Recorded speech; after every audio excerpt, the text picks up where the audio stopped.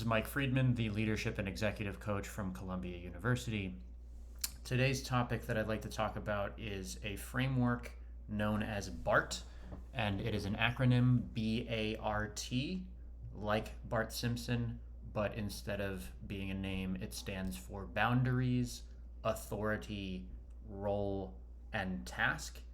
And the way that I apply this framework is anytime a client is coming to me about some sort of friction or some sort of underperformance or problem that's coming up between people in an organization, I often find that when there is a problem between people in an organization, it has something to do with either boundaries, authority, roles, or tasks. So let me explain. Let's start with boundaries. So oftentimes, if there's a problem between people in an organization, either somebody has crossed a boundary, or somebody has not asserted a boundary, or there is disagreement between two people about where the boundary is. You know, where does my territory end and where does your territory begin? Or did I actually break that rule, or did I not break that rule? Or what I think is not a boundary crossing, maybe you think is a boundary crossing. So there are lots of different ways in which boundaries show up in interpersonal relationships and situations at work, situations between people in family life or in friendships, all kinds of relationships for that matter. So that's sort of a brief kind of overview of boundaries. Then we get to authority. So I consider authority to be any kind of officially designated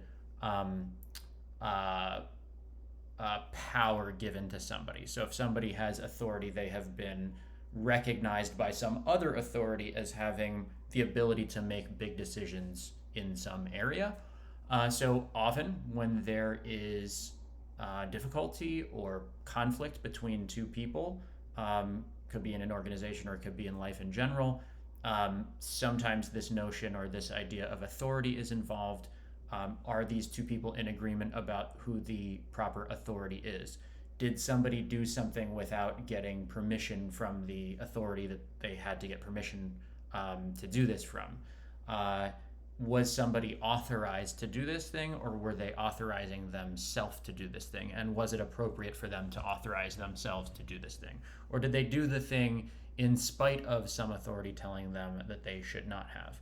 Is the right person in the role of authority? How is the person in the role of authority taking up their role of authority? How are they exercising their authority? Are they over exercising their authority? Are they not exercising their authority? Are they exercising it in inappropriate ways? Do they have a misconception about how much authority they have? So lots of helpful questions that could be asked there. So that's B, A, then we get to R, which is roles. So this is one that I see come up all the time, and it comes up in organizations, it comes up in families, it comes up in romantic relationships, it comes up in friendships, it comes up just about any time you have two or more people interacting with each other in some important or interdependent way.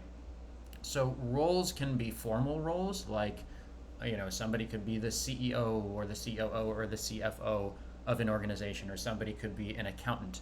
Somebody could be an attorney, they could be an engineer, so they might be doing something in their capacity as attorney, in their capacity as chief executive, in their capacity as an officer or as a school principal or whatever.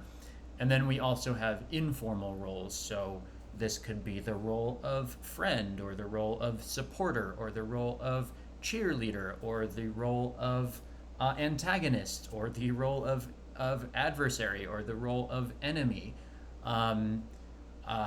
Or the role of challenger, or the role of an informal teacher. So we could have like a formal teacher, somebody who is hired by a school to teach a group of students, or we could have somebody like, let's say, a mom or a dad who is just stepping into the role of teacher in a moment where teaching would be helpful. So we as individuals often step into different roles. Like I step into my role as coach. I step into my role sometimes as instructor. I step into my role as friend. I step into my role as son. I step into my role as cousin. So sometimes we step into roles intentionally, and sometimes we slip into roles unintentionally.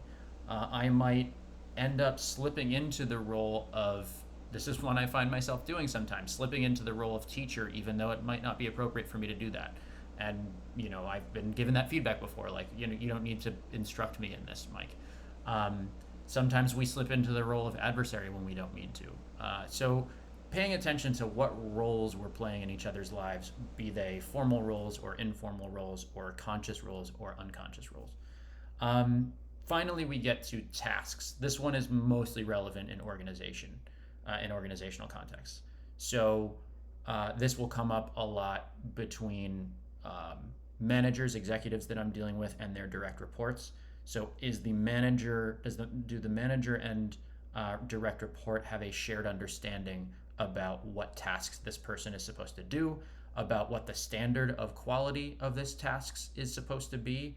Are they in agreement about what an excellent outcome looks like? Are they in agreement about what an acceptable outcome looks like? And you'd be surprised, oftentimes they are not in agreement, because there isn't that shared understanding, because oftentimes the manager doesn't share with the direct report, okay, here is what I'm expecting of you. Here they're not doing a good job of painting a picture of what they expect to see when the project or the deliverable is done. And sometimes it's the other way around. Sometimes the direct report has been explained to about what an excellent outcome looks like many, many times, and for some reason just isn't delivering on that for, maybe they lack the skills, ability, knowledge, motivation, what have you. So that's just kind of a brief overview of this BART framework. Again, that's boundaries, authority, roles, and tasks. So I'm curious, in what ways have you seen boundaries, authority, roles, and tasks show up in your social life or show up in your organizational life? And I wonder what paths or adaptations or changes or ideas for changes that might prompt.